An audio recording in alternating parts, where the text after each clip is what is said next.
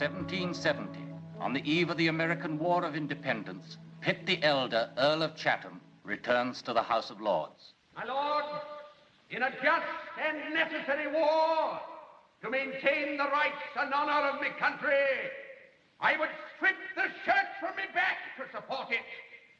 But in a war against the British colonists in America, unjust in its principle, impracticable in its means, and ruinous in its consequences, I would not contribute a single effort or a single farthing. For we now seek to wage war against our brethren and our countrymen in America for the same language, the same laws, the same liberties, the same religion, endeared to us by every tie that sanctifies humanity.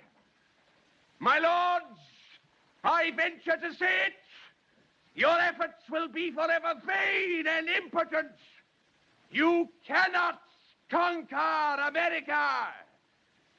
Were I an American, as I am an Englishman, while a foreign troop was landed in my country, I would not lay down my arms. Never, never, never. William, this is your birthday. I take wine with you. You heard me speak this afternoon? Yes, sir. Did I meet with your approval? Yes, indeed, sir. It's very gratifying, William, very gratifying. William, what is my name? The Earl of Chatham, sir.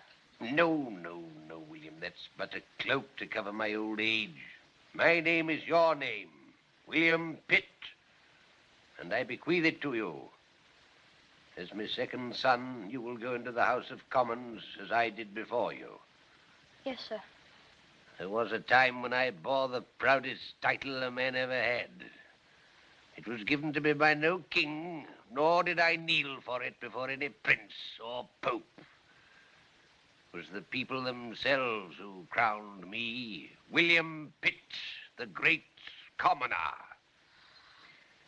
I would not wish you a better title. My son, evil days are coming to us. There may come a time when only a single-minded man can save us.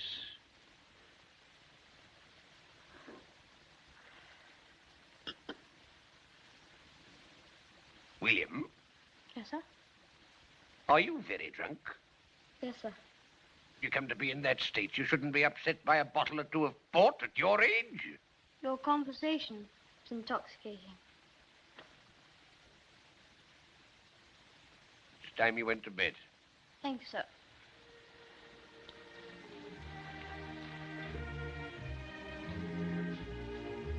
Good night, sir. Good night, my boy.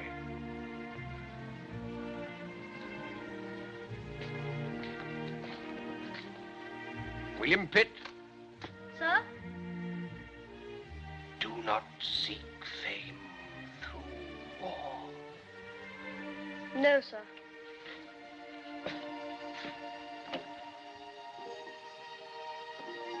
Did you ever have a son, Mrs. Sperry?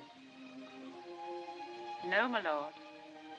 Then you've missed the greatest joy and the greatest gamble in the world. We must watch over him. One day there may be need of him.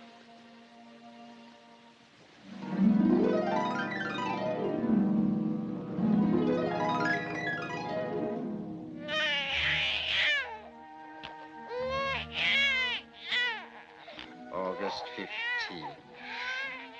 Child's Christian name, please. Napoleon. Napoleon. Thank you, Signor Bonaparte. The Earl of Chatham dies. The war against America is lost. Governments come and go. The glory of England fades. The decadence of the court of France infects the society of Britain.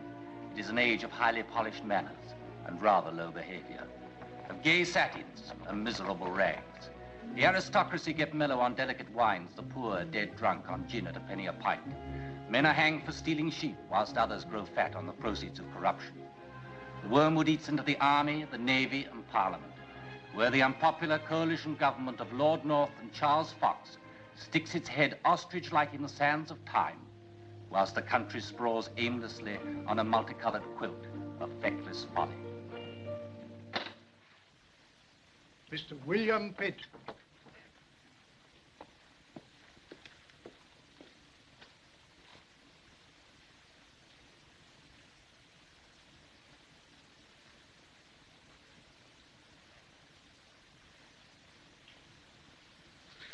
What do you think of these, Mr. Pitt? Like the cheeks of a bishop, eh? What? Have you ever seen more magnificent specimens? No, Your Majesty. No, of course you haven't. When it comes to growing turnips, I'm the first farmer in Europe, eh? What? Here, examine them for yourself. That's right, take it. Weigh it. Smell it. A remarkable vegetable, sir. Yeah, isn't it?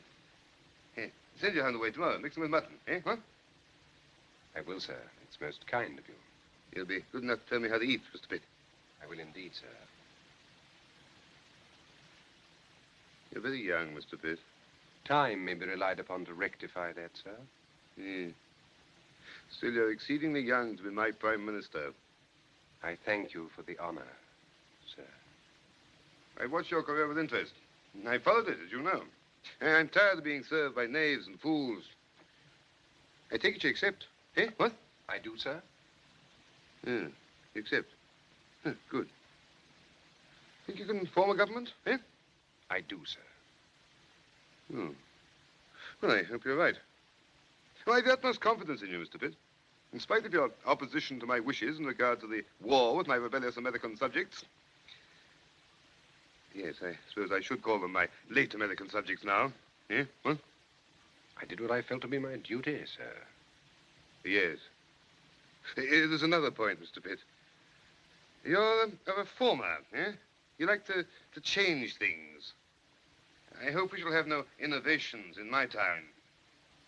We shall restrict them to those that are necessary, sir.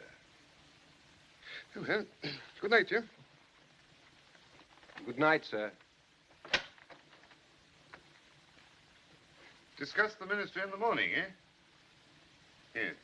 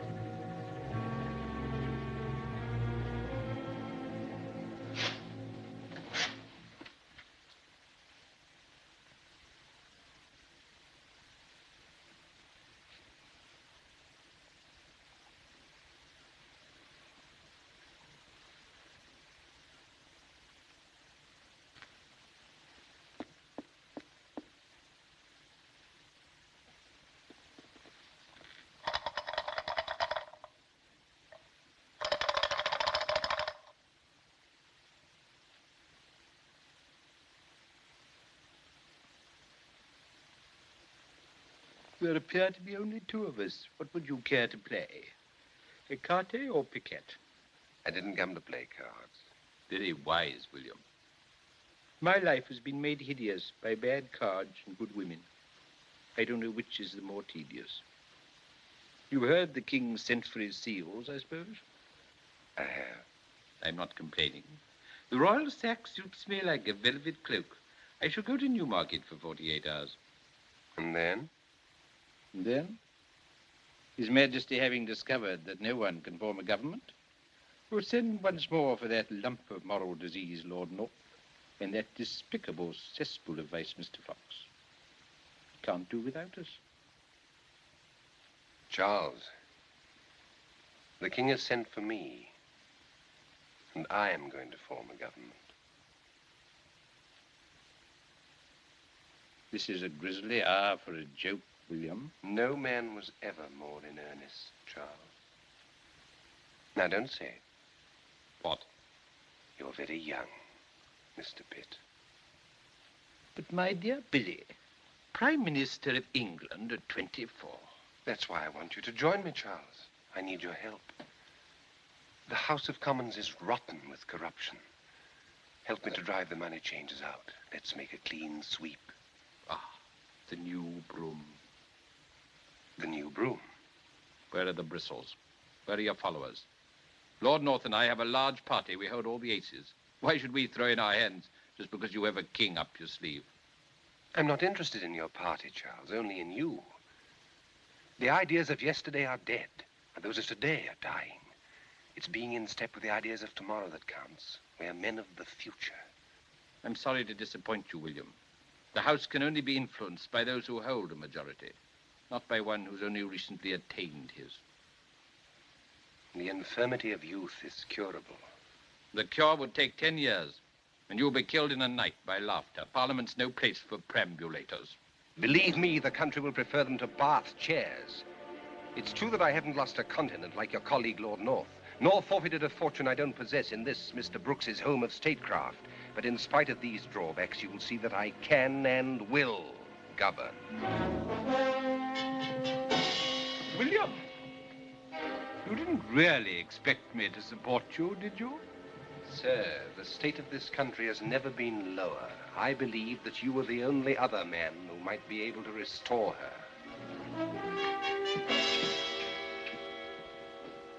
We are faced today, sir, with what is perhaps the most extraordinary situation in the whole history of this House.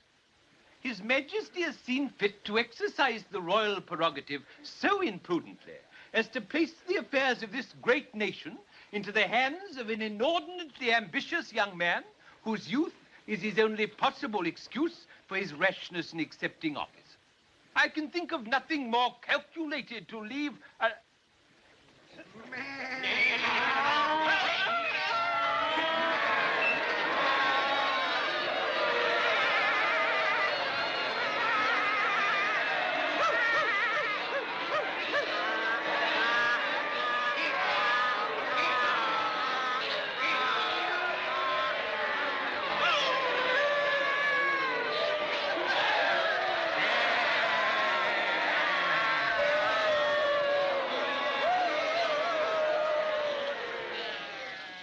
Luckily, the situation is clear to the House, for I freely confess that for once words fail me. I therefore move that the House go into committee forthwith to inquire into the state of the nation.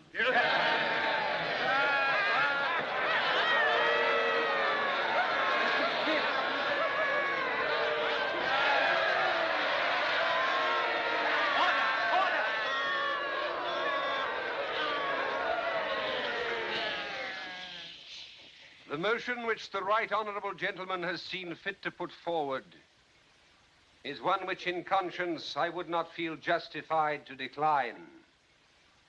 Ambitious for myself I may be. Ambitious for the greatness and prosperity of Britain I certainly am and ever will be, for they constitute the happiness and pride of my life.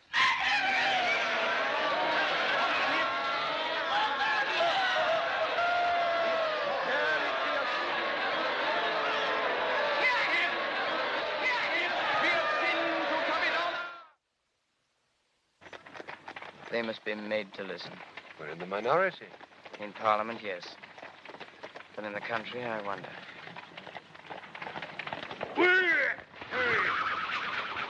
What's wrong, Barker? Wagon in front, sir. Broken a wheel, I think.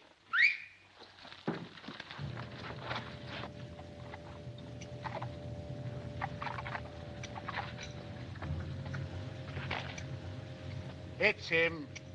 Billy Pitt, to be sure. What is it? You're not wanted. People who won't take a hint have to be taught.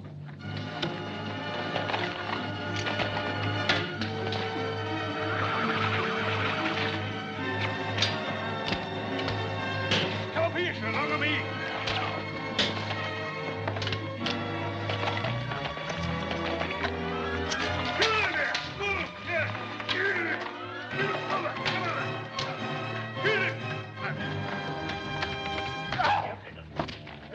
O'clock and a fine, calm night.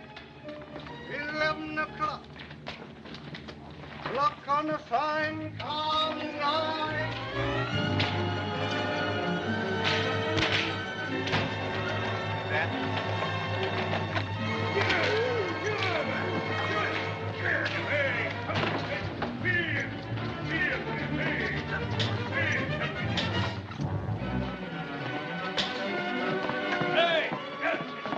Johnson.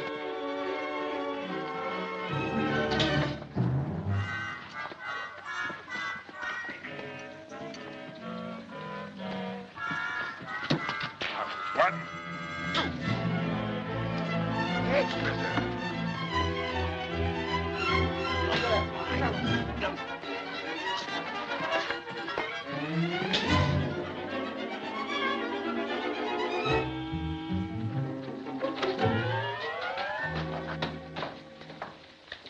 Thank you, that's much easier. So you two gentlemen are followers of the fancy. I'm Dan Mendoza of Whitechapel, ex-champion of England.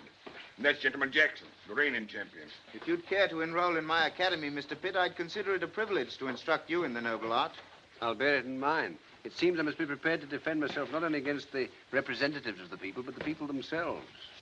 Surely, sir, you don't think what happened outside had anything to do with the people? Now, there seem to be plenty of people about.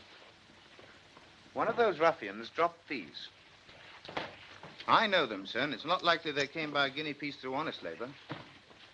Do you mean they were paid for them? By some of your political enemies, most likely. They're afraid of you, but you've no enemies amongst the common folk of London, I'll swear. No? Oh, I wondered perhaps if they considered me too young for these. Not a bit of it, eh, Dan? No, same as in the fancy, sir. A game young un is always better than a game old un. Begging your pardon, sir. Did you hear that, Wilberforce? I fear that I'm about to be sick. Henry, show the gentleman the vomitorium.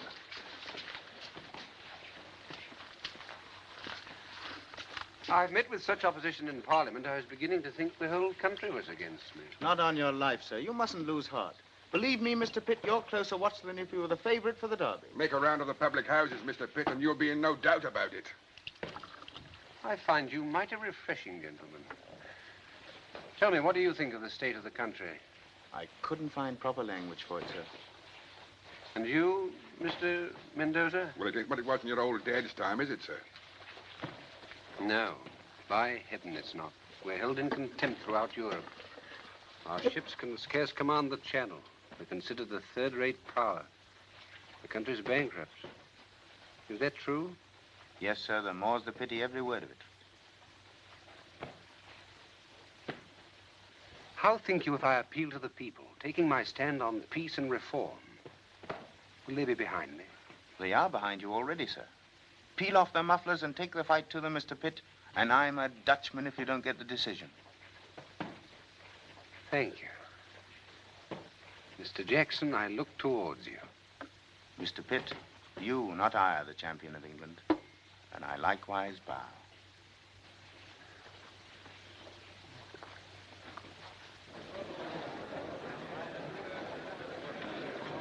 Young whippersnapper's overstepped himself this time. Just before the Easter recess, too. Upset all my plans. But what's happened? Pitt's appeal to the country. King's dissolving Parliament and calling a general election. A general election?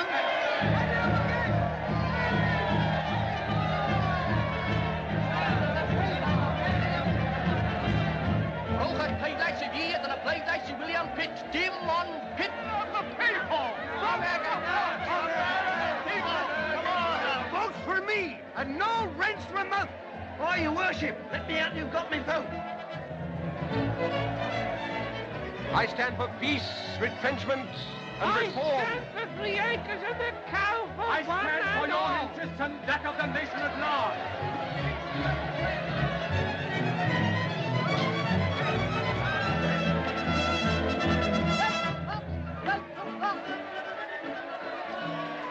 Richard White voting for Fox. Over there on the left. Next. Which man is in for Clerkenwell? Name? Charles James Fox, voting for Charles James Fox. Thanks, Silver Sonny. Pitt's knocking him cold, I tell him.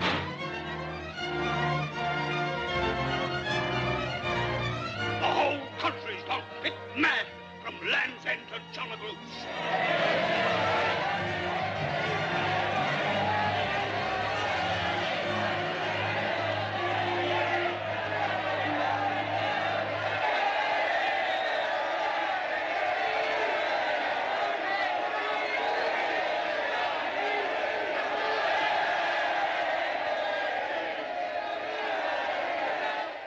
I noticed that port still in the hall. Have it uncrated, will you? You never know. We may be here long enough to drink it.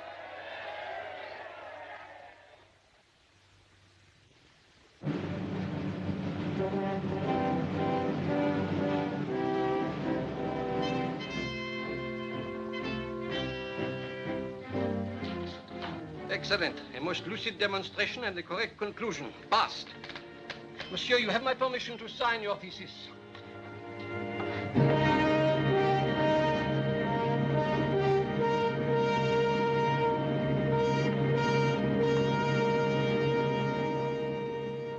About 3 o'clock in the fine, clear morning.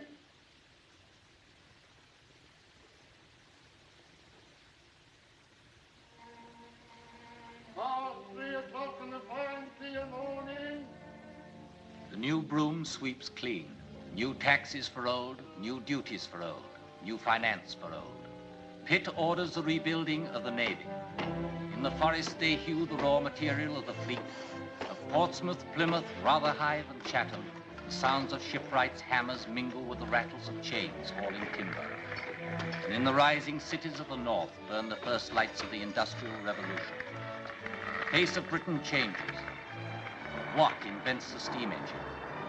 Cartwright, the power loom. Trevithick, the locomotive. Yet Charles Fox continues to oppose every new expenditure, but Pitt holds firm. Before him lies one vital task, the security of these islands. First one ship is launched. Then another.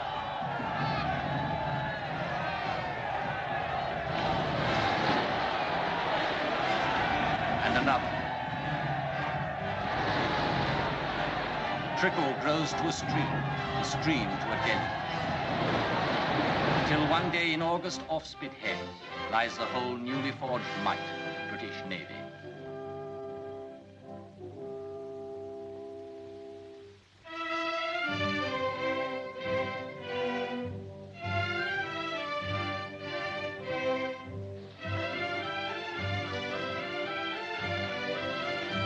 George, can't we sit down now? My dear, this is a review ball.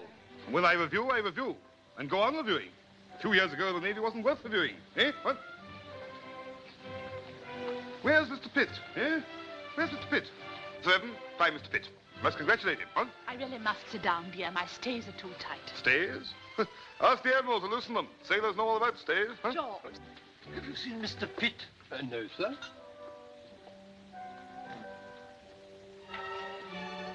You hear that?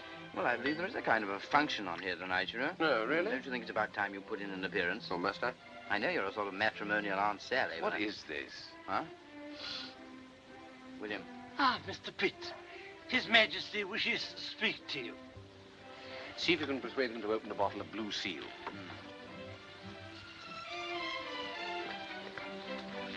My dear Mr. Pitt, where have you been hiding? You know my daughters, I believe. They were so disappointed not to see you last Thursday. Madam, I was torn between Mr. Wilberforce's bill for abolishing slavery and your efforts to abolish boredom. 75,000, sir. 75,000 acres, and in 2 years? Amazing, Auckland, amazing. Ah, Pitt, do you hear what Auckland's telling me? They're reclaiming land in Holland. He knows the devil all about it for a diplomat. Should make a good ambassador there, huh? I'm glad you approve of his appointment, sir. Approve? Of course I approve. Send me a report on the drainage and irrigation there. And watch out for the French, huh? I will, sir. Altogether, sir, you should have a busy time. By the way, I saw you talking just now to Jenny. Dangerous clan, the Gordons. Avoid them. I'm inclined to think you should marry in self-defense. I hope I can defend myself, sir, without such a drastic step. Nonsense. Get the whole thing over and done with once and for all. Take a wife, Mr. Pitt. Whose wife shall I take, sir? Choose some amiable creature, without ambition and, if possible, without intelligence. Mr. Gibbon is here, sir. You asked for him to be presented. Gibbon? Gibbon? The author of The Decline and Fall of the Roman Empire. You were presented with 12 volumes, sir. Was I? Oh, yes, I recollect. Yes. Very well. Well, Mr. Pitt, think over what I've said. I will, sir. Must secure the succession, eh? Mr. Gibbon, sir. How much further to London? 50 miles, sir. I'm tired after last night. William, I've come to the conclusion I must be an exceedingly dull dog. Been listening to the opposition? No, I wasn't thinking of politics. But there are other things in life. Your father found time for marriage. What's that got to do with it? Oh. No. No, I've too much to do just now. There will always be too much to do. Oh, no. No. Quite soon. Perhaps sooner than we think. All our dreams may come true. The first essential is peace. And that we have. Peace. And then, as surely as they're taking in their harvest over there, the rest will come. The rest will come.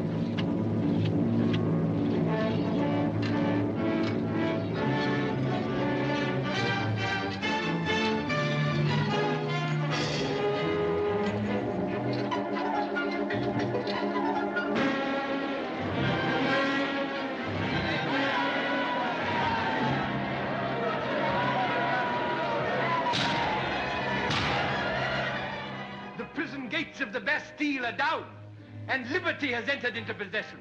20 million people have spurned at slavery and demanded freedom with an irresistible voice. How much the greatest event it is that has ever happened in the world, and how much the best.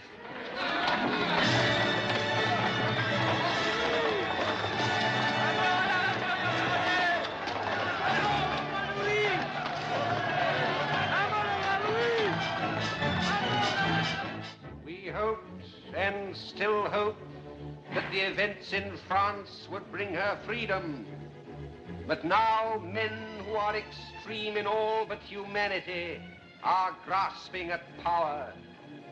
And very soon we may see liberty for the many used as a stalking horse to secure license for the few.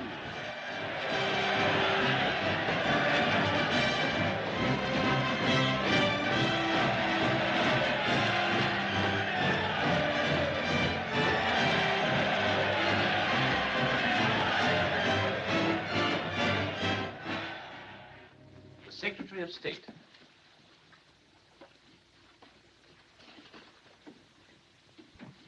Grenville? France has declared war against Austria and has invaded Belgium. We must recall Lord Auckland from The Hague. It may become necessary to fulfill our pact with Holland. Monsieur de Talleyrand has called upon me, sir. He has asked if you could grant him a personal interview. Tell Monsieur de Talleyrand that I'll see him at 9 o'clock.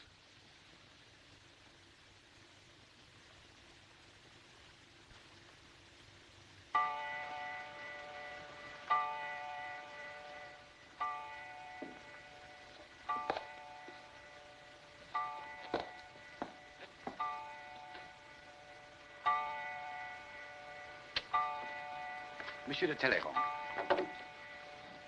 Good evening, Monsieur de Talleyrand. Good evening, Mr. Pitt. I trust you had a fair crossing. The channel between our two countries is narrow, but it might with advantage be narrow. I would that were all that divided us, monsieur. If there's any other gulf, Your Excellency, I feel certain it can be bridged. Please. Thank you. Have you heard the news? I have, and I greatly regret it. The conflict was forced upon France. It was the French Assembly who declared war, I believe. As a measure of self-defense? And as a further measure, your soldiers have invaded Belgium and are seizing Savoy. Would you like a little port, Monsieur de Talleyrand? Thank you, Mr. Pitt. You've taken Belgium merely under our protective wing. We shall withdraw as soon as our object is achieved. Thank you. As for Savoy, it is scarcely a serious state. And Holland? Holland? We are pledged, as you are, to defend that country against attack. I think I may say our word is as good as our bond. At this moment, I believe your bonds are at a 60% discount. Mr. Pitt, if Britain and France became military allies, we could dominate the world. Why do you smile? I was thinking of one of the sayings which you're justly celebrated. Oh, yes. Which one? This one. Providence gave men the gift of speech so that they might use it to conceal their thoughts. Did I really say that? I have been sent here quite unofficially, Mr. Pitt. And shall we speak unofficially? Oh, by all means. And that is, Without humbug? Humbug. One of my favorite British words. Please proceed, Mr. Pitt. Your suggestion of an alliance for world domination is merely intended as a bait. I dislike the word bait. Shall we rather call it a feeler? To sound our neutrality. In the language of your elder diplomats, to discover how much intervention there is likely to be in your non-intervention. I see. Let me be completely frank with you. I have already sent for our ambassador at The Hague, Lord Auckland. Indeed. When he returns, I shall instruct him to inform the Dutch government that if Holland is attacked, Britain will at once go to her aid.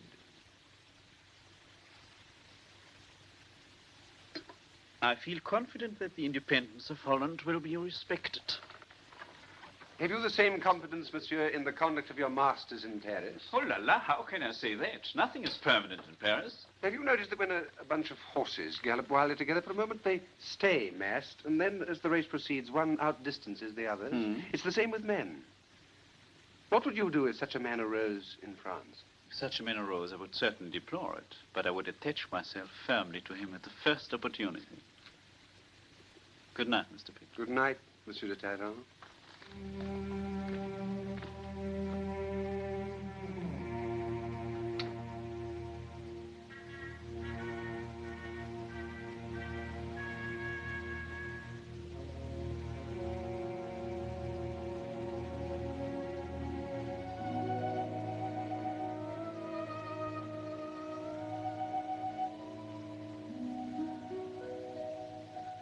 Do not seek fame through war.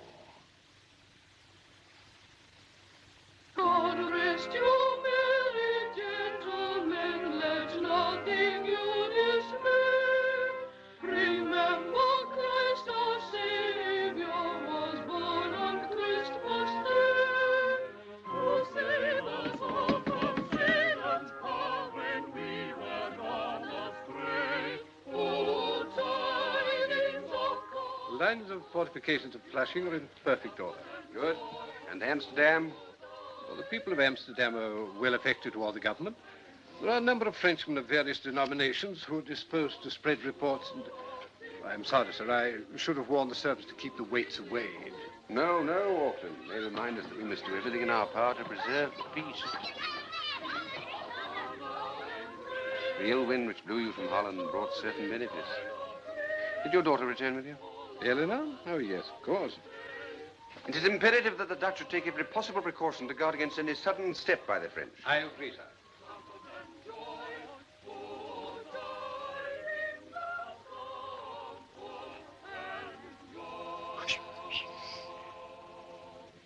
As to the hidden menace at Amsterdam, we can deal with that as and when it becomes necessary. I'm sorry, Father. I know you said you weren't to be disturbed. Good evening, Mr. Pitt. Good evening. It's the Waits, Father. You can't disappoint them. They've called to drink your health. Well, I'm afraid they'll have to drink it in my absence this year, my dear. Oh, nonsense, Auckland. It's customs like these that make Christmas. Besides, we've nearly finished.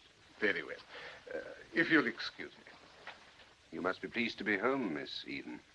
So pleased that I'm already sad at the thought of returning to The Hague. I suppose you couldn't arrange to make my father ambassador to Kent, at least until the tulips bloom again in Holland. If they bloom, if they're not trampled underfoot by the invader. It's not as bad as all that, is it? I hope not. Has your father's assistant, Mr. Smethwick, I believe he was called, has he added any more languages to his repertoire? I don't think there are any more left. I was sorry about his 3 rivals. There are drawbacks to being my father's daughter. He might choose you a husband. He would, but so long as I seem to be attached elsewhere, he doesn't mind. So from Easter to Whitsun, I have to be in love with Jack.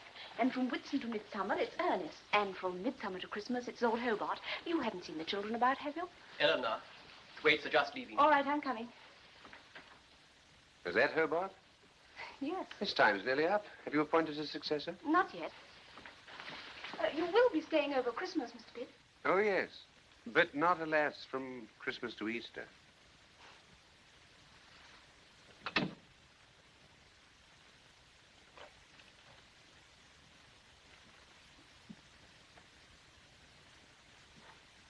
Hello. What are you up to? It's a game. No, it isn't. It's war. Oh. Is there anybody about? Well, I don't see anybody. Are you sure? Positive. We mustn't be caught. We've lost half our side already. What's happened to them? Some are dead and some are prisoners in the nursery. Oh, and you've got to rescue them? Yeah. Well, redskins. Well, let's go and see if the coast's clear.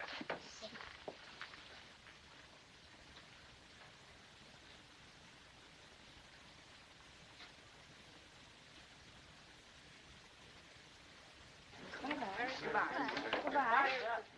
Goodbye. See you at the Cock and Bull, Mr. Somerset.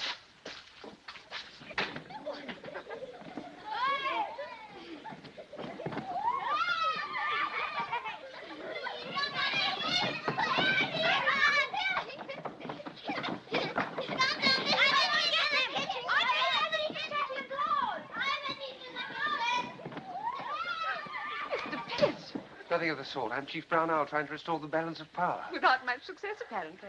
Well, what can you expect at my age? You haven't forgotten that, have you?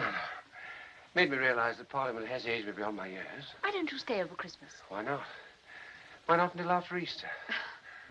Help! Go down the stone staircase at the end of the corridor. Thank you. I'll see you later, oh First Lady of the household. I shall be waiting, oh First Lord of the Treasury. Help! Oh, get him!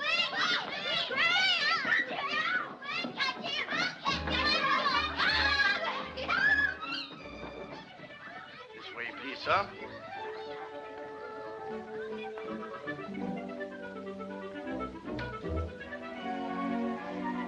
I will inform Mr. Pitt immediately, sir.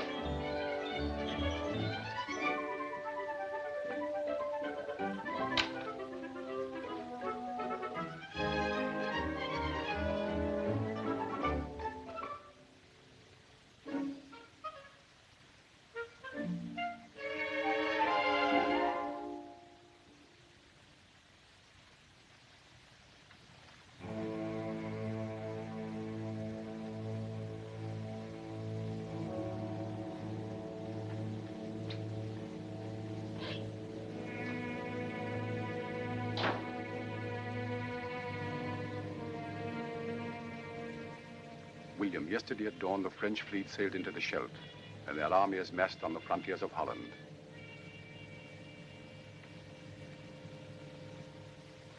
With 90 out of our 113 sail of the line in commission, the Navy's never been better prepared.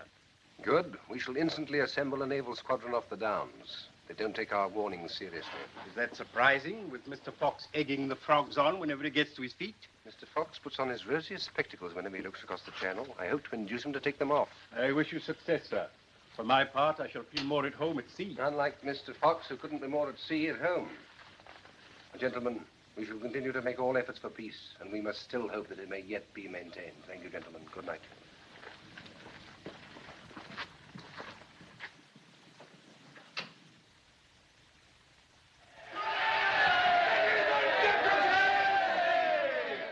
We shall fling down to the kings as a gauge of battle the head of the king.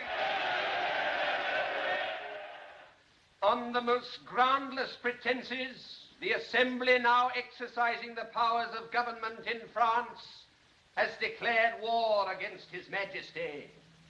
Under this wanton and unprovoked aggression, His Majesty relies with confidence on the zealous exertions of a brave and loyal people in prosecuting a just and necessary war. A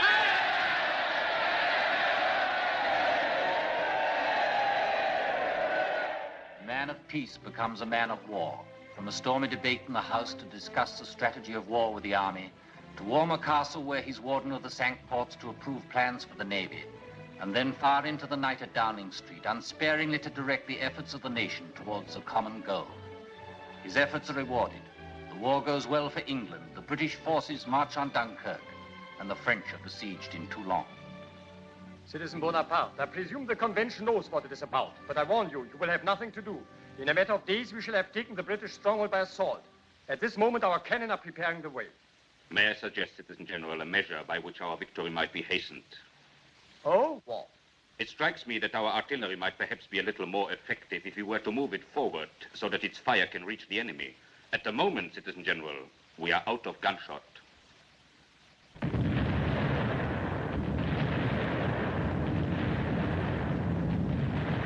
Kicked out of Toulon by a little Corsican bandit nobody ever heard of, and now chased from Dunkirk by a rabble of ragtag and bobtail. Well, thank heaven for the Navy. On my soul, I could conduct the war better myself. That many-headed monster, the British public, will soon be crying out for victories.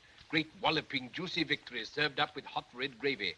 They'll not much longer be content with Uncle William's cold potatoes. Oh, curse Pitt. Fox was right. With the British driven from the continent, the sweetness of victories gave way to the bitterness of defeats. The armies of France swept across the Low Countries and invaded Italy. 3 years of war had impaired his health, but he fought on with a single purpose against the rising tide of public opinion, finding rare moments of leisure at Lord Auckland's house on his journeys from Downing Street to Walmer Castle. One gulp and it's gone. Taste will stay for hours, unless Somerset brings something to drown it. You're working too hard. Working too hard? Sitting here with you in this beautiful garden. First time for a month. 5 weeks and 2 days, to be exact. Only because you're on your way to Walmer. Even there, you'll be working yourself to death. There, come on, drink it up like a good boy. To please me. That's a better reason than any the doctor could give. Did you hear anything, Mr. Somerset? I'm not in the habit of eavesdropping, Mrs. Carr. Changed your habits very suddenly, haven't you? In the course of my duties, I am bound to hear a great deal, whether I listen or not. All right, Mr. Somerset. What did you hear that you didn't listen to? Nothing. At least, nothing of any consequence. It is true that, by accident, I did hear Mr. Pitt observe that the effect would be disastrous. Effect of what? Having the Italians on our side, I expect. Precisely what escaped me. If you want my opinion, our Billy shouldn't be here the way the war's going. He only looked in on his way home. He's got to have some time to himself, working like a dog in Downing Street, trying to put everything right what our generals have done wrong. He's entitled to an hour or two with his girl, isn't he? Next one of the ponies and right after the carriage.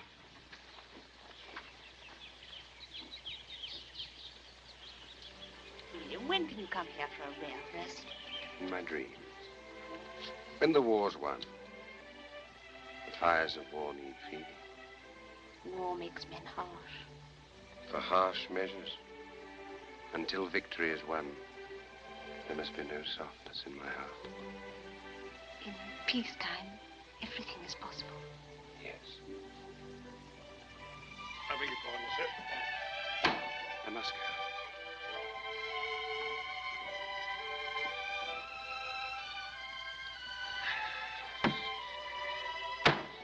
Goodbye.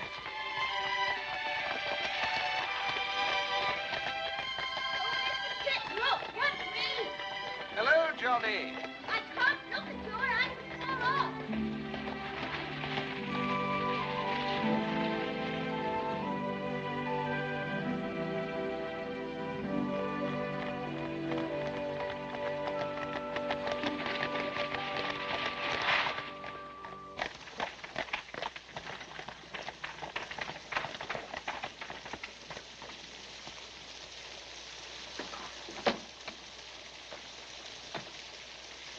You shouldn't be out in the rain with your gout mark. Hello, Nanny. Somebody called. Mr. Grenville, with a young man named Melville. Oh? Your customer talks to it too. Are your feet dry, Master Billy? No, they're soaking. Soaking? Sopping. Grenville. Nanny, I never felt drier in my life. I know, a bottle of port. Hello, Grenville. What are you doing here this time of night? I brought a young man named Melville with me. Oh? You know, what he says is almost incredible that Malmesbury vouches for him. What's it all about? He's in close touch with the moderates of the French government. Come speak to him yourself, William.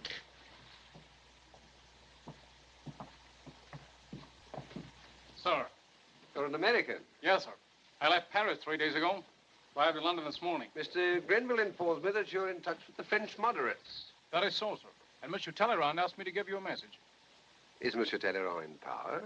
He's not at present in office, but so long as Monsieur Talleyrand is in Paris, he is always in power. And what was the message?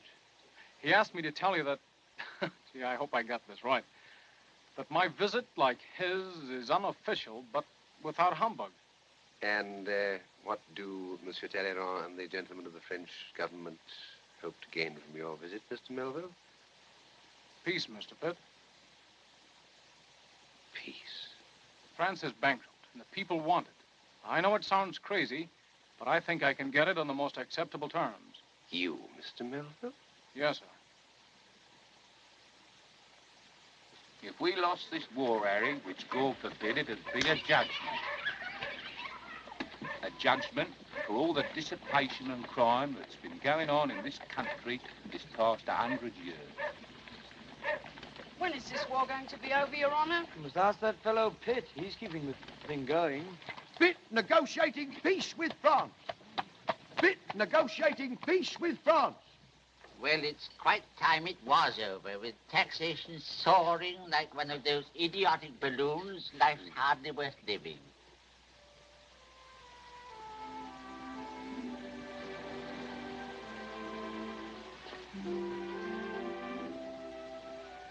Where does she come from, do you think? It's probably the bark from the Hague. I wonder when we shall be able to take the Channel packet. Cross those few miles into France and go again to Paris and Brussels. Rome and Venice. It may not be so very long. I've very great hopes. We're discussing it now. In some stuffy room, I suppose, with flies buzzing on the window panes. I'm sure they'd make a much better peace if they negotiated in the sunlight. Or for that matter, under the moon. The moon? Oh, don't say that. The French will only ask for it. I've dreamt of it so long, I hardly dare believe it. I've dreamt too. Not only of peace. Tell me. If you tell your dreams, they never come true. Peacetime, all dreams come true.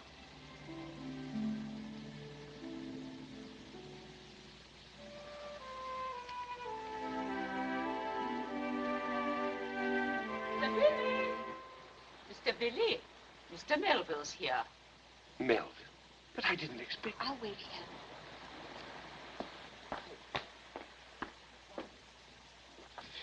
Oh, Smith, ask Mr. Dundas to join us, will you? You'll find him with Lord Auckland, I Mr. think. Dundas is already in there, Master Billy. Good. A man has called from the landscape guard. Oh, yes, what of it? Well, it isn't the third time he's called. Well, pay him, Smith, pay him. But it's a considerable sum. I Well, should have liked later, Smith. Don't let her.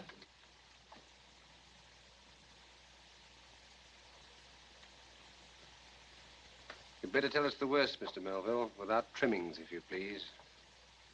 In a nutshell, gentlemen, they've beaten us to it. Who? The war party.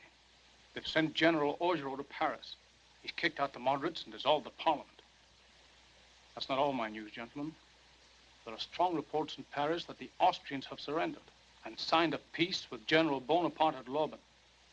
But perhaps it's only a rumor. No. The war party would never have acted in Paris unless their hands had been freed. With army men in power like Ducos, Bonaparte, and Augereau, peace is impossible. Yes.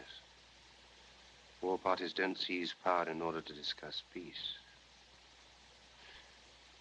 Now we're alone. Gentlemen, you must leave at once. Well, I always thought we'd have to lick 'em in the end.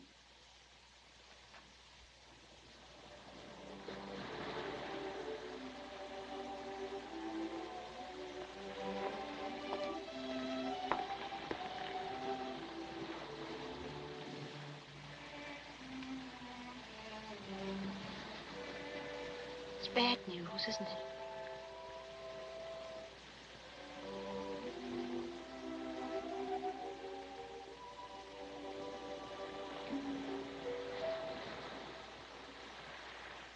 The peace discussions fail.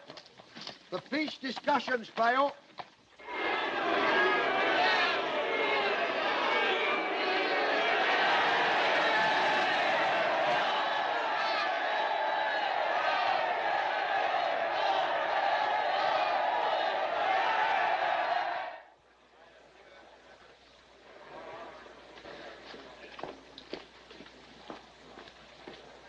Billy, may I speak to you for a moment? Yes, of course. I must go against you this evening. Why? I can do nothing else. I believe there is still a hope of peace, and while that hope remains, we should strive for it. With the war party in power in France? With any party in power. I see. Then you intend to support Charlie Fox? I must. All right, if you're convinced, I won't press you. You understand, Billy? Yes, I understand. But even an uneasy truce is preferable to the evils of war. I want the trumpet of an angel to proclaim to the ears of sovereigns that it has become their universal interest, as well as their moral duty, to have a period of peace. I challenge the minister to define in one sentence, if he can, the real aim and object of this war, and why he still urges us to lavish our money and our blood in its support.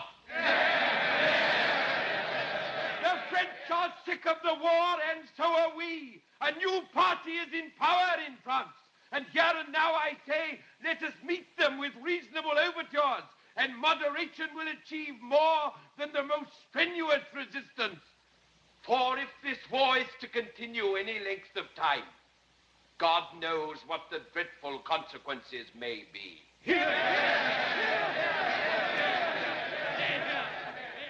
The right honorable gentleman opposite defies me to state in one sentence what is the object of this war.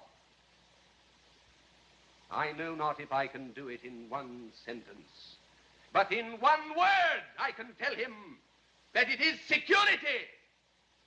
Security against a danger, the greatest that ever threatened the world. It is security against a danger which in degree and extent was never equaled. A danger which threatens all the nations of the earth. Now we face that danger alone.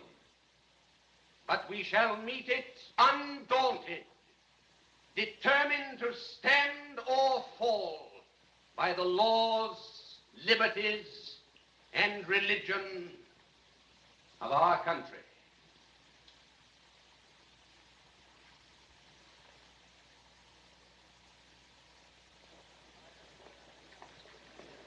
William, we've talked over our differences before. Why not now? Why not, indeed? Well, I want you to know that I respect your convictions, even though you had to speak and vote against me. You're wrong, William. I'm not sure. I didn't vote either way.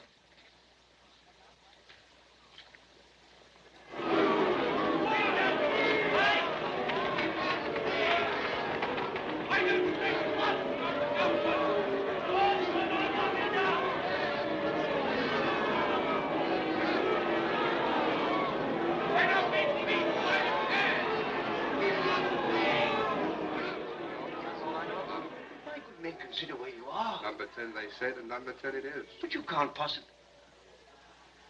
Very well. Come with me, please. Evans, what is it? There's nothing, Mr. Pitt. I'll explain What later. is it, Evans? There are two bailiffs, sir, saying they're here to levy an execution. Bailiffs? Levy an execution? Yes, sir. They're suing you for personal debt. A very considerable amount, sir. Well, there must be some mistake. No, sir. I fear there is no mistake. Evans will attend to the matter, sir. Thank you.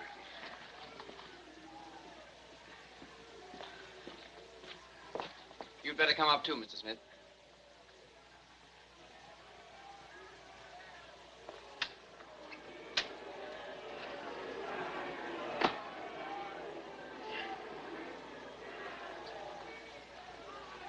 What is all this about, William? God knows.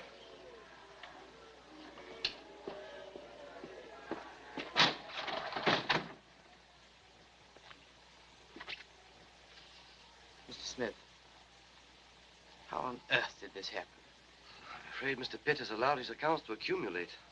Yes, I believe Smith has mentioned it once or twice.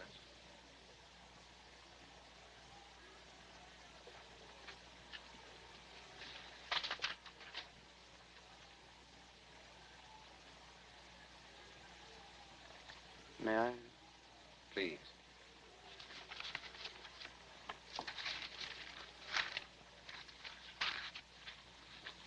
Excuse me, sir. The Duke of Richmond, my Lord Spencer and Grenville, and Mr. Dundas wish urgently to see you. Show them. William, this is worse than I thought. Hmm? You are very deeply in debt. Your bills alone amount to a small fortune. And you've lent a great deal of money to your brother and cousins, which they've not paid back. It's very serious. How serious? Over 30,000. Over 30. How on earth did it happen? I suppose I'd other things to think about.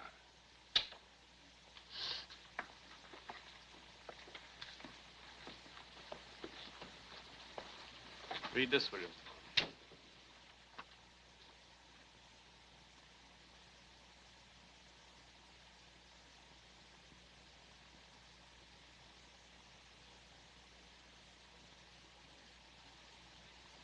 Good night, Smith. Good night, Nanny.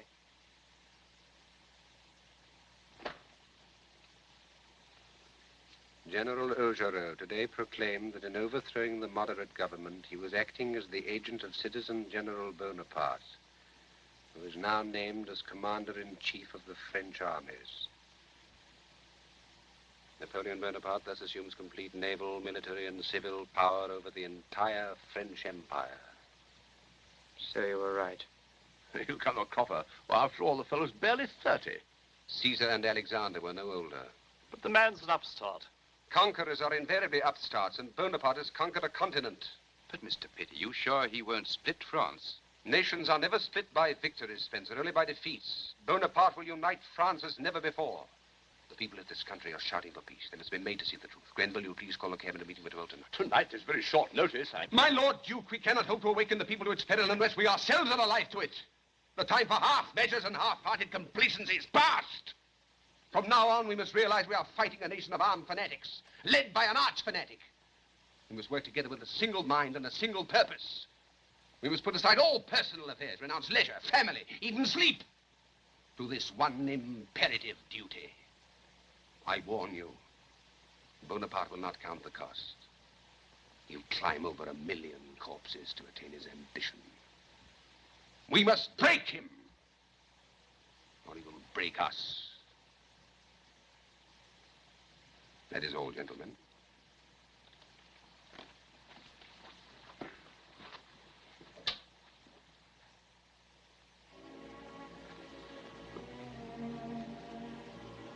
Your own affairs?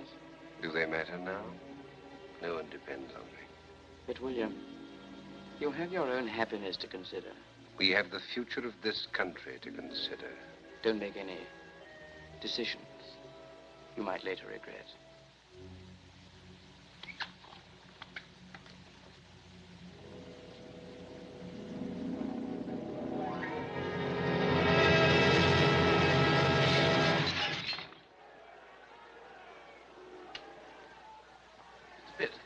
Perfectly. Leave it alone, Smith. You'll probably be favored again before morning. Goodness, I'll give them a piece of my mind. Do nothing of the sort, please, Mrs. Perry. Go to bed. Go to bed. Smith. I have to write a very important letter. Will you please arrange to have it delivered without a moment's delay? I'll bring when it's done.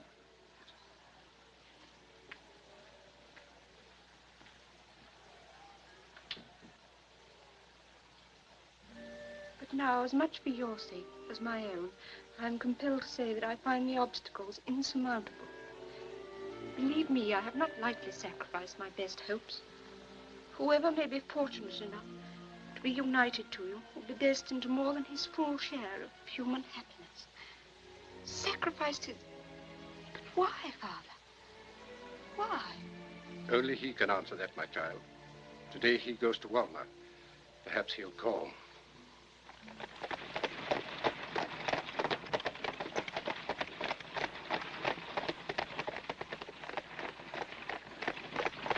My dear Wilberforce, send this by private messenger. May I offer you and my other loyal friends my heartfelt thanks for the generous manner in which you and they have relieved my anxieties by settling my personal debts.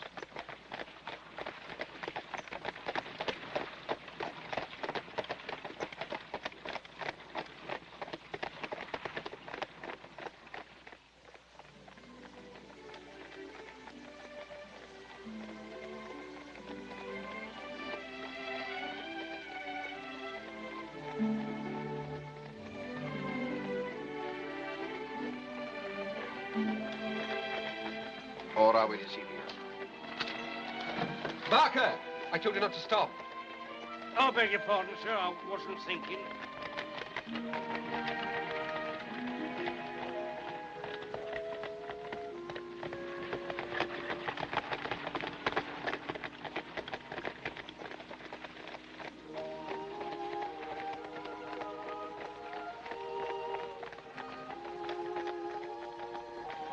What was I saying, Smith? Or are we deceiving ourselves?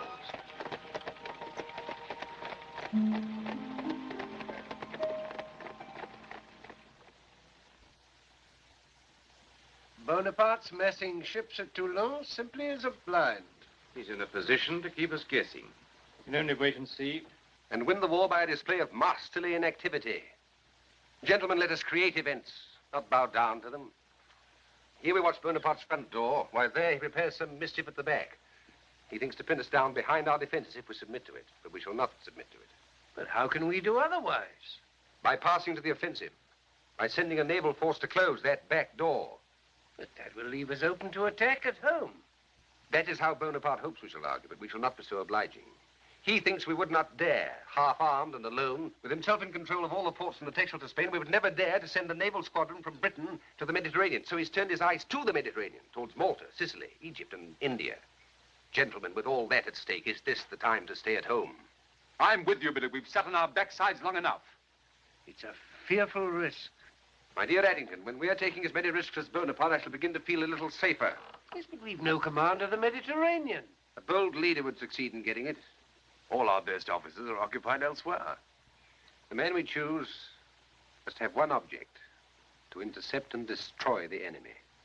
He must be capable of making great decisions, and having made them, he must not fail. For if he fails... Yes, but where can you find such a man? Gentlemen.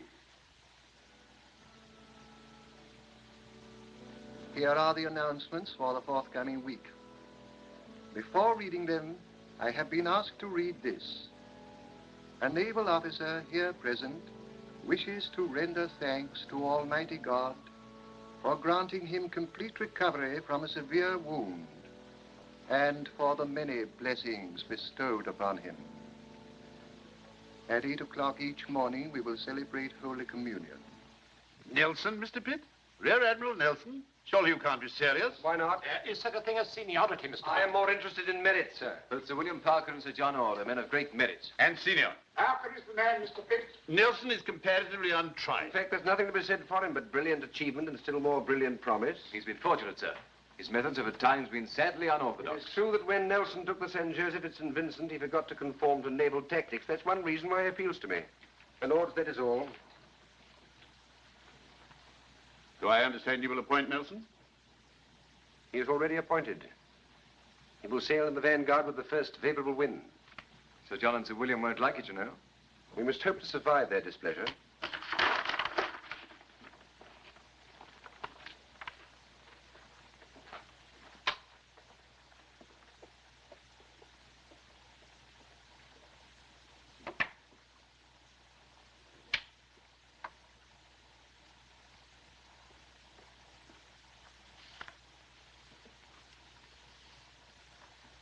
They'll be after Nelson like a pack of hounds if he's bested by the French. And after me, my lord.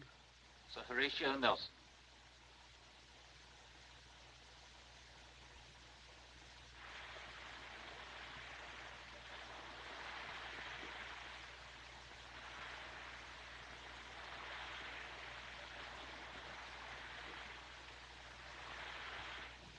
Past midnight and a fine, clear morning. Past 12 o'clock and a fine, clear morning.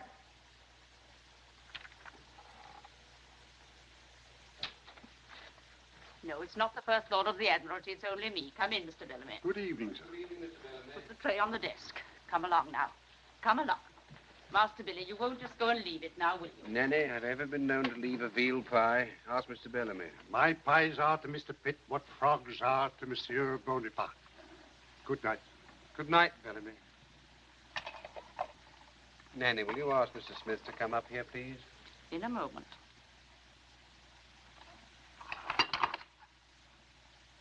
That's right. Starving yourself to death won't help to win the war.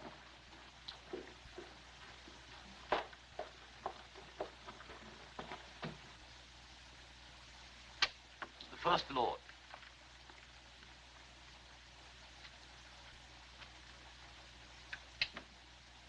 Bonaparte has sailed from Toulon. Nelson has missed him.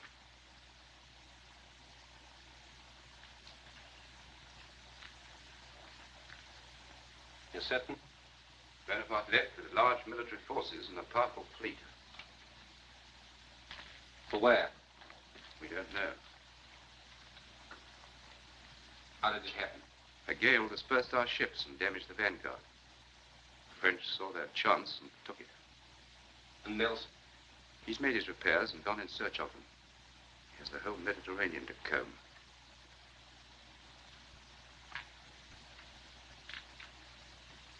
Do you think we were wrong? Hmm? Do you think we were wrong? No, neither do I. Well, Spence, you better get to bed and get some rest. There's nothing else you can do. I wish you'd take the same advice for once.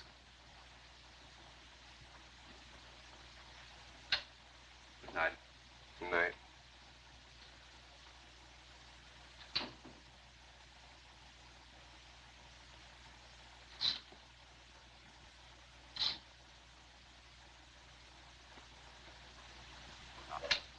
Is Mr. Pitt up yet? Hasn't even touched it. No. I heard him go to bed 3:30 it must have been, so I thought I'd better let him sleep on. And I'd be obliged if you do the same. I'll just see if he's awake.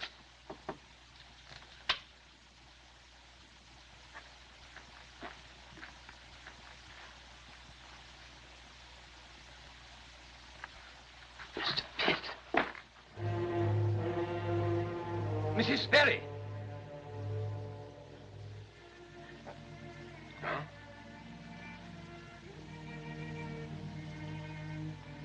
Come on, what is it?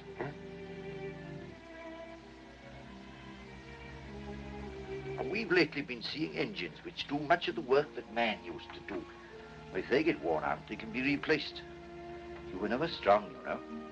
Is my life in danger? Today, all our lives are in danger. Come on. Tell me the truth. You mean give you my opinion? We doctors are not so confoundedly familiar with the truth as you politicians. Too much respect for it. Come on, tell me. If you take yourself in hand, if above all you free yourself from all responsibility, you'll be all right. Hey, what if I don't? Then, before long, I shall lose a very good friend. Oh. I see. Oh, we'd better have some port, hadn't we? Oh, no more port, Billy. No more port? Good God, it is serious, isn't it? Well, I've warned you.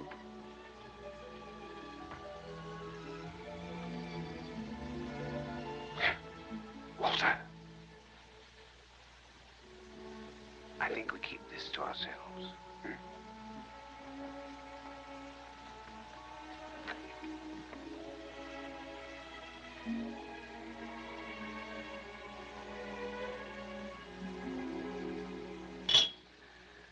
Smith.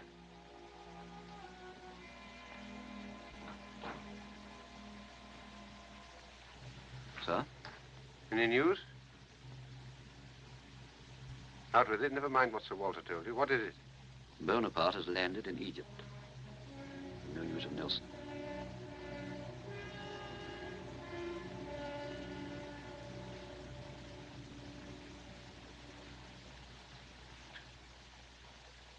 I do not see the Prime Minister in his accustomed place. Perhaps he finds discretion the better part of valor. Bonaparte is now in Egypt and will soon, no doubt, turn towards India. How did this happen? The author of his country's ruin is not here to tell us. Although he himself pressed the appointment of a relatively junior officer against wiser counsels of the Lords Commissioners. And to this officer, he entrusted forces which were in any event inadequate to the task. Is it to be wondered at that Bonaparte was able to outwit that commander? I must apologize to the Prime Minister. I congratulate him on finding, after all, valor the better part of discretion. I have been in opposition now nearly 14 years. I have brought almost 40 fruitless motions for peace. Again and again I have told myself, it is so bad, it cannot get worse. And each time I was wrong. But now I solemnly tell you that if this government, that minister remain in power, there are no depths we shall not have to plumb.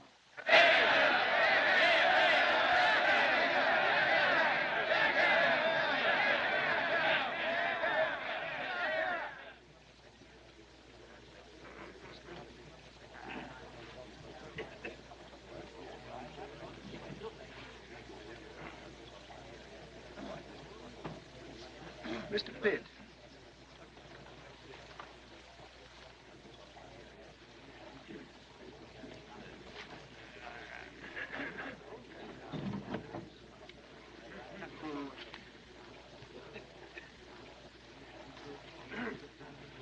Sir, this message has just been handed to me. Rear Admiral Sir Horatio Nelson, commanding Mediterranean Squadron, reports that the French fleet was sighted at anchor in Aboukir Bay off the mouth of the Nile. On the 1st of August, we engaged the enemy at 5:30 in the evening. The battle continued through the hours of darkness. At 9:45, the enemy flagship, the Orient, blew up, became a total loss.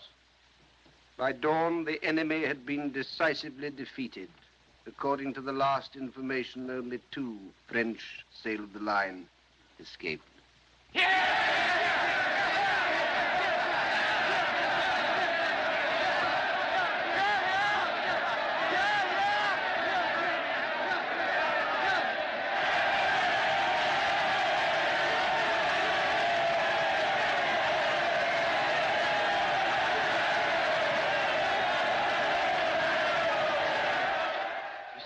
All right, Smith. Thank you. Oh, Smith, I'm going to bed. Good night. Oh, Smith, I intend to sleep for at least 2 days. God bless you. Good night.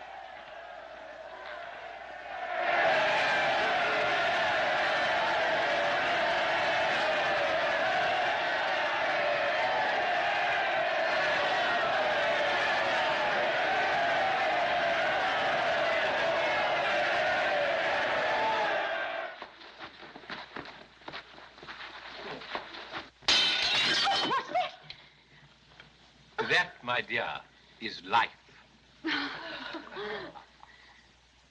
Frustrated in the East, Napoleon turns again to Europe. Once more, the war-weary armies roll back before the might of Bonaparte. The British alone stand unscathed behind their island ramparts, but as time passes, they too weary of the war. Bonaparte, first consul of the French Republic, to His Majesty, the King of Great Britain and Ireland. Paris, Christmas Day, 1799.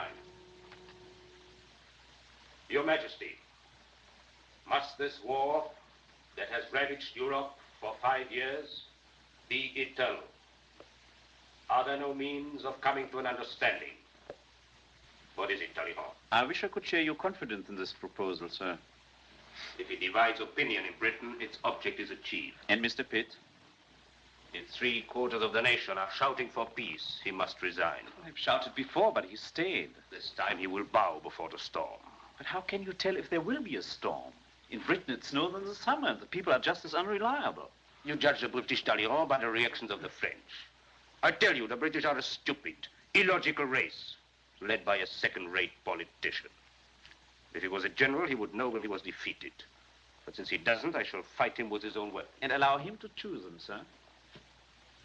In military science, Talleyrand, there is something more important than weapons, more important than men. Time. A short peace will give me that time. Once I have built a fleet large enough to smash them at sea, the rest will follow. Must the two most enlightened nations on earth sacrifice for vain ambitions the glories of peace? Is the Prime Minister aware that His Majesty has received the most cordial offer of peace from the French First Consul? And if so, will he advise His Majesty to accept it? The answer to the first part of that question is yes. The second, no. Does the minister consider it justifiable to reject an appeal by the most elevated personage in the French Republic? I do. Why must the Prime Minister assume that Bonaparte is not sincere in his desire for peace? It is not a question of whether he wants peace, but what he wants peace for. May I give notice, sir, of my intention to bring another motion for peace? My 44th, I think it will be. Back to the old wrangling, Harry. But it really is time we put the matter again to debate. How is your gout today, sir? In this matter, I am convinced that I represent public opinion, and that public opinion is for peace now, and that sooner or later, public opinion will force you into signing it.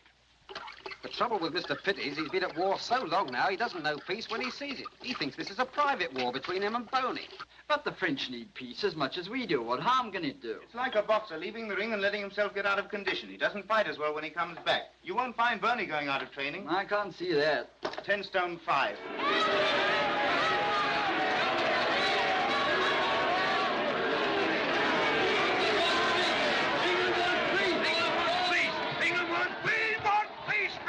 Why don't you make peace now you got the chance? Or get out and make way for a man who will?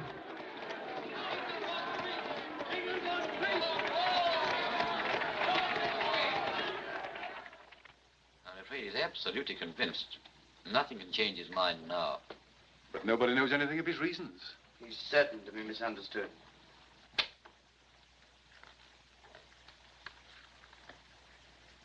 Hello, Harry. Hello, Willie. Hello, Willie.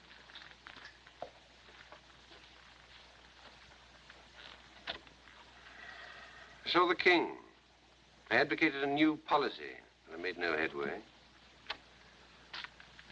It was rather like trying to blow porridge through a blanket. If you go, Addington will take your place. God preserve us. There is only one course left to me. I must resign. You're bound to be misunderstood. The Prime Minister is the servant of public opinion, and I've lost the confidence of the public. I've also lost the confidence of the king. Besides, I can tell you this now, if you didn't know it before, I'm not well. Britain must not be governed by sick men. But, William, it's still not too late. It is too late. I've just come from the king. I offered His Majesty my resignation. He saw fit to accept it.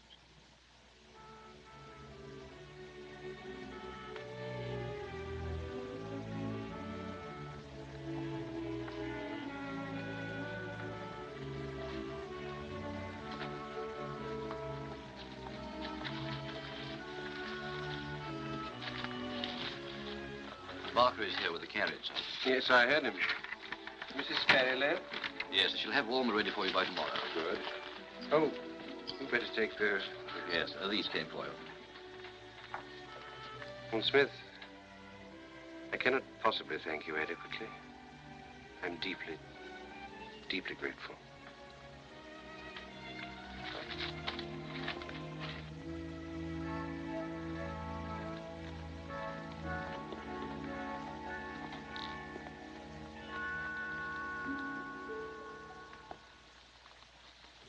You know, Smith, that here and there I fancy I see a familiar face. You, I know. And you. And I think I know my valet. Hey, Hargreaves. But who, for instance, are you? Augustus Pontifex, sir. And what do you do? I attend to the personal requirements of Mr. Hargreaves, sir. And you? Millicent Gray, if you please, sir. And what are your duties? I look after Mr. Pontifex, sir. Lucky Mr. Pontifex. And who's this? I'm Bassett, sir. I take it you've been here for some time, Bassett. I remember your father, sir. So do I. What do you do, Bassett? I'm the odd man, sir. Oh, no, Bassett. I've been the odd man in this house. Goodbye. Thank you, sir. I want to thank you all for your help during the very long time that I've been here. Thank you very much indeed, all of you. Goodbye. Goodbye, all.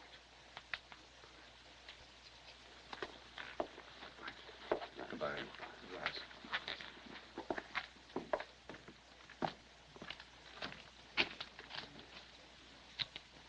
Lovely days.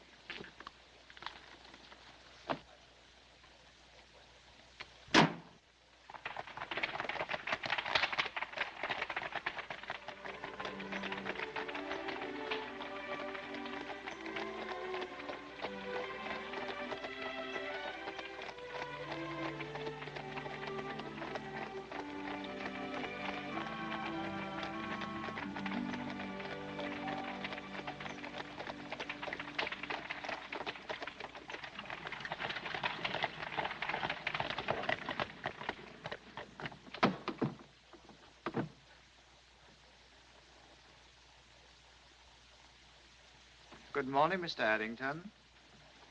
Good morning.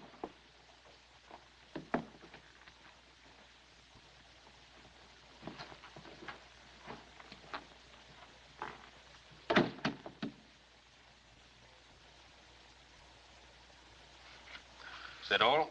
Yes, just one thing more, sir. Yes, what is it? The peace treaty with Britain, signed this morning. Good. Why didn't you show it me before? Because if I had, sir, you wouldn't have done any work this morning. That's a fine way to celebrate a peace. Makes twice as much noise as any war. Here's your medicine, Master Billy. Drink it up now. Come now, there's a good boy. Nanny.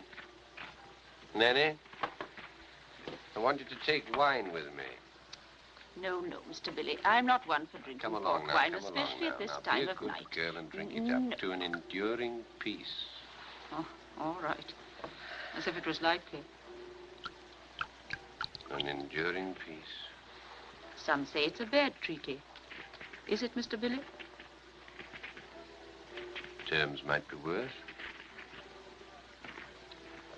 I wish everything that's good from it. There's a ship going out. It's all lighted up.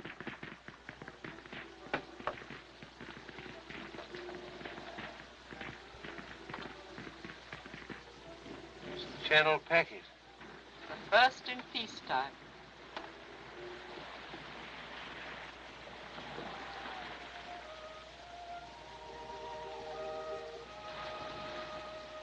I wonder when we shall be able to take the Channel packet again. In peacetime, all dreams come true.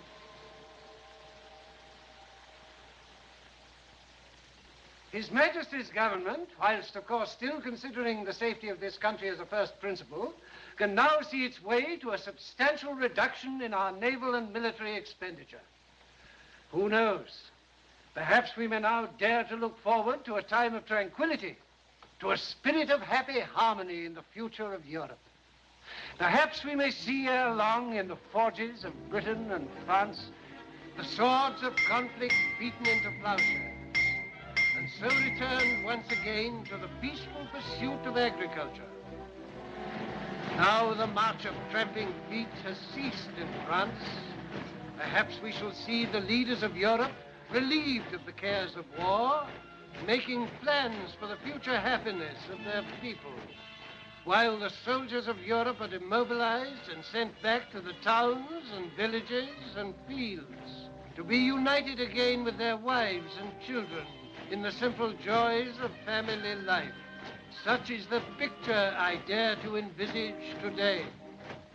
I have tried, my lord, to live on good terms with England, but I am not a man of infinite patience. Are the British tired of peace? You are their ambassador, you should know. My lord, I have now an army of 480,000 men. I'm ready for any enterprise. I'm ready, if need be, to lead an expedition against your island. I tell you I do not bluff. If England wants war, then war she shall have. I therefore think it proper to acquaint the House that the conduct of the French government has obliged His Majesty to withdraw his ambassador from Paris. And the ambassador of the French Republic has left London.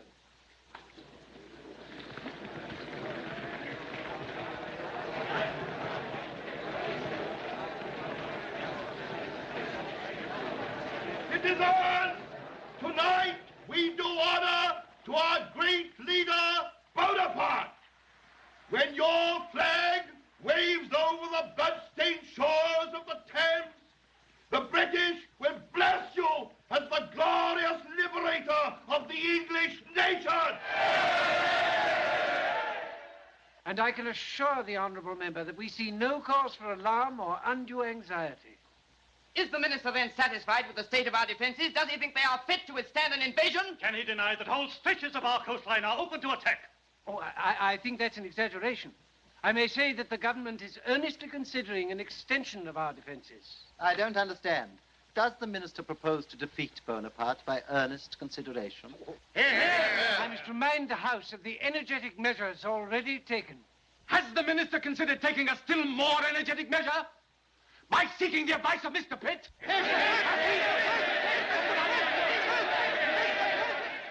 It's too late anyway. The roses have done very badly, but the vegetables are all right. The country is still half asleep, but it is not too late to rouse it. They must hear your voice, William. They heard it for 17 years, Grenville. And they nearly always listen to it. At Westminster, they are crying for the pilot that weathered the storm. That's what Canning has called you, and it's caught on everywhere. They sang it the other night at the Merchant Taylor's Hall. How's it received? With cheers by all at the table. I've plenty to do here in Kent, you know. William, the country is in mortal danger of invasion now. Addington stuck his head into the sand. And he's too scared to take it out again. We need a call to arms. And you alone can make it. Will you speak, Billy?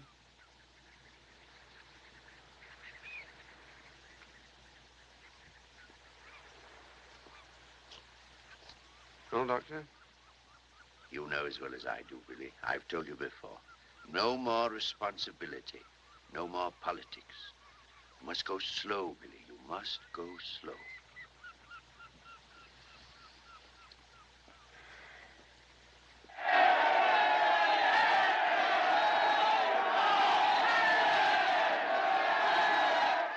It is not enough for us to say that Bonaparte is a madman and will pay the price of his madness and folly.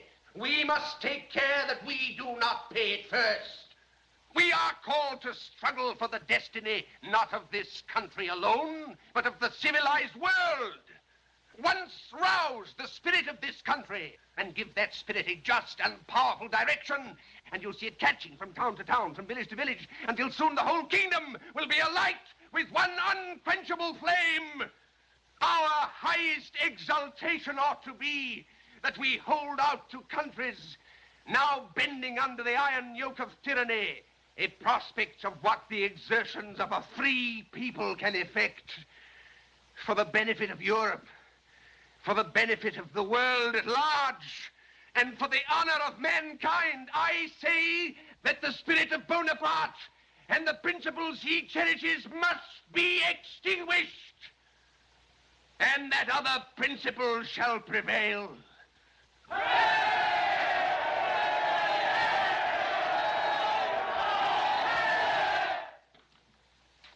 William Pitt.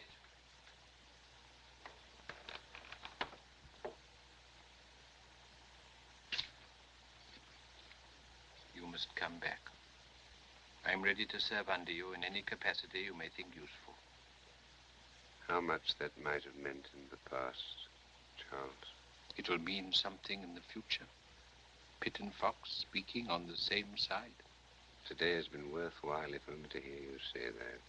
The king will send for you. You'll accept, of course.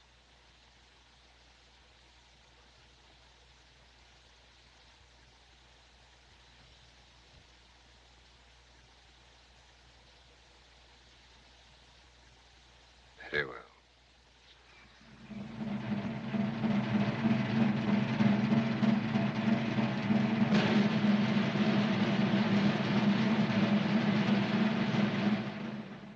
pony is busy enough. Tents springing up like mushrooms.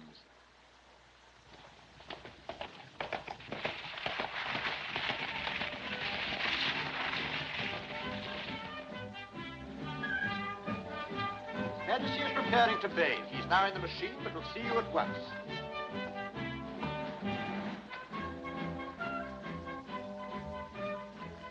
Mr. Pitt and Mr. Dundas, sir. Ah, urgency overcomes formality, eh? I'm just about to take the modest dip in the sea which my doctors advise, but it must wait. Well, Mr. Pitt?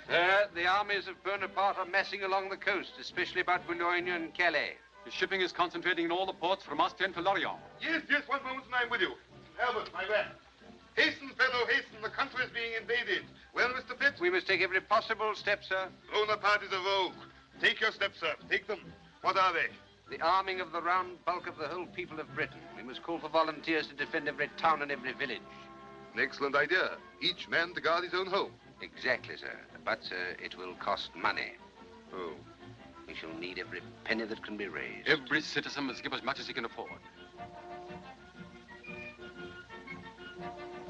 Gentlemen, I can see it in your eyes. I admit it, sir. How much? 20,000 from your privy purse. 20,000 is footling. Let it be 50,000. Your Majesty is very generous. Proceed immediately, Mr. Pitt. The orders are already drafted. Issue them at once. If that man Bonaparte's troops dare to effect a landing, I shall certainly place myself at the head of my armed subjects and repel him. It's now high tide, sir. A special high tide, eh, gentlemen? It seems as though I should rest it. Mr. Pitt, I look to you to rally the spirit of our country. I'm heartily glad to see you back in the saddle again.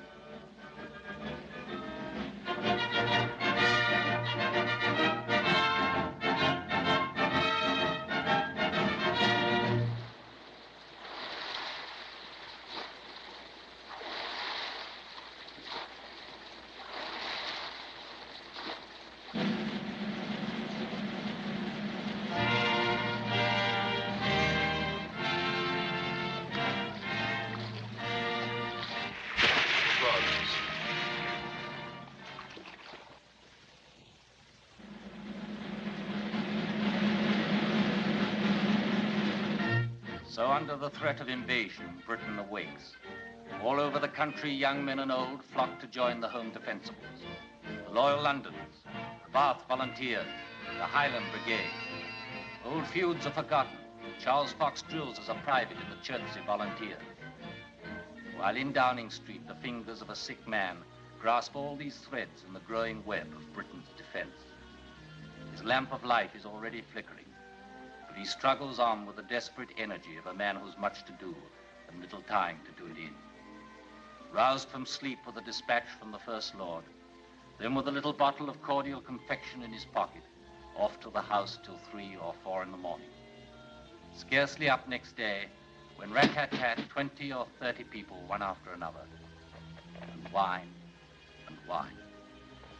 The horses walking before the door from 2 till sunset, waiting for him. It was enough to kill a man. It was murder. Once Admiral Villeneuve has disposed of the British fleet, the course is clear. My combined fleets appear suddenly off the coast of Boulogne, commanding the deserted channel and ready to carve a way for 120,000 men of my Army of England to plant the Imperial Eagle on the Tower of London. Boney is bringing up more men. Yes, sir. Give the ready. Signal, see. To Admiralty, Charing crossed. Enemy activity increasing. Reported more troops have arrived. Calais. There can be no doubt that Napoleon intends to combine the French and Spanish fleets at present at Cadiz to prepare the way for invasion. If you can crush them, these shores are safe for a generation. My lord, this country already owes you a great, great debt. We shall do our best. Permit me, my lord, to see you to your carriage. Thanks. Portsmouth to Admiralty, London. HMS Victory, Admiral Lord Nelson sailed this morning.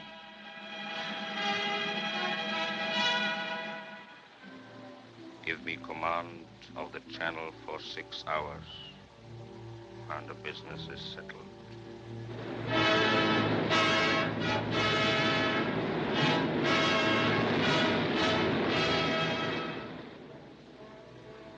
The enemy are in sight, my lord. 10 miles to the east, heading southward.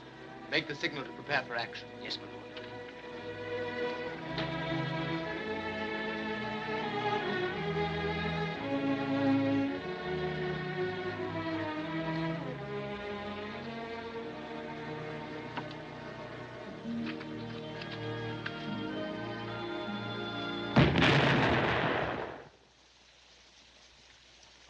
I wonder if we'll hear anything tonight.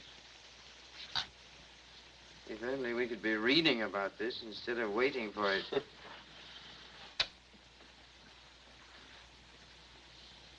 Here's your supper, Mr. Billy, before you go to bed. What is that? Gruel. Do you call that a supper? Well, if you manage to keep even that down, it'll be an improvement. Here's your medicine. Drink that first.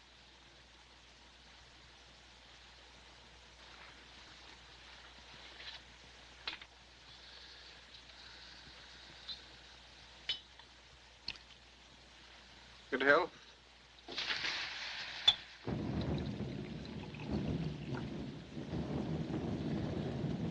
You know, William, I allow myself only one hope. Live to see the prospect of victory. That's all I ask. The whole of England waited for news.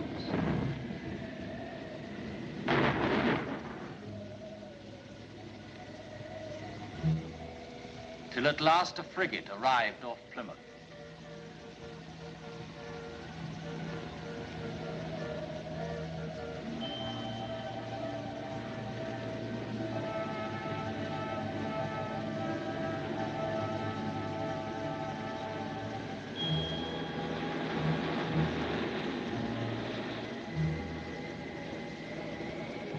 Partial firing continued until 4 p.m.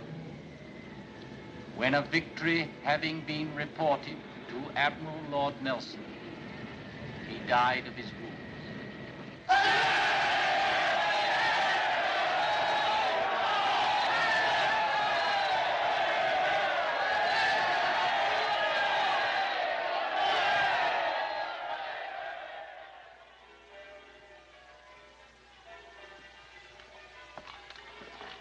You say this is the second attack in 4 days? Yes. You must allow no visitors whatsoever. Cancel all his appointments. Won't make that so, Walter. I don't doubt it. I know how anxious he was to attend the dinner at the Guildhall today. That's out of the question. He's more than a sick man. I can't put it plainer than that. You know what the consequences would be as well as I do.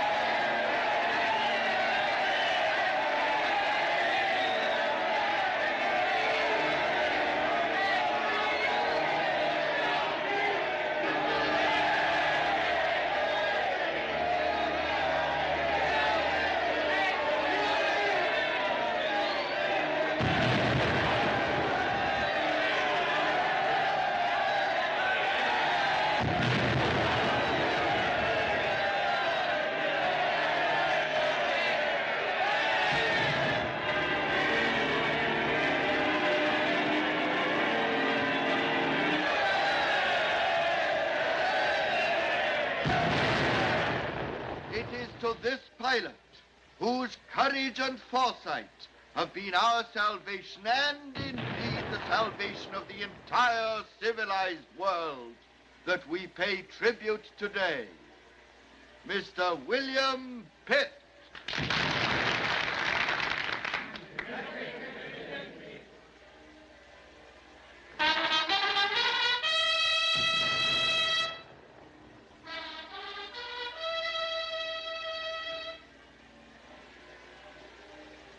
My Lord Mayor, my lords, ladies and gentlemen, I return you many thanks for the honor you have done me. But Europe is not to be saved by any single man. England has saved herself by her exertions and will, as I trust, Save Europe by her example.